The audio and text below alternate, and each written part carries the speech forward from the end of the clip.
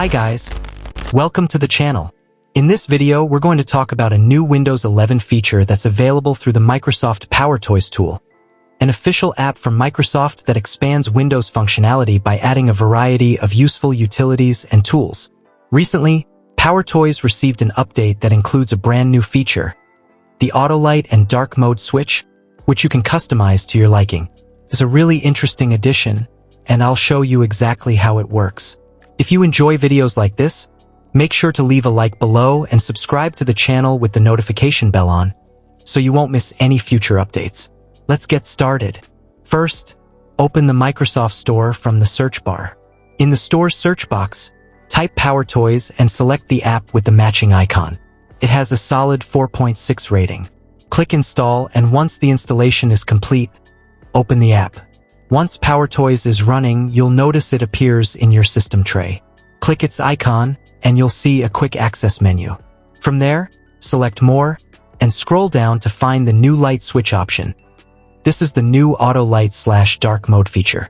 If you want to explore more settings, right-click the PowerToys icon in the system tray and choose Settings. In the left menu, expand System Tools, and you'll see Light Switch listed there. This tool lets you quickly switch between light and dark modes in Windows 11 using a keyboard shortcut. Windows plus Control plus Shift plus D. You can even customize this shortcut to your preference. Once you press the shortcut, your Windows theme will instantly toggle between light and dark modes. Keep in mind that PowerToys must be running in the background for this shortcut to work. Another great feature is the ability to schedule dark mode. You can set it to switch manually or automatically based on sunset and sunrise times. To use the automatic option, enable location access so PowerToys can detect local times. You can also manually adjust offsets if you prefer. If you'd rather set specific hours, choose Manual, then specify when dark mode should turn on and off.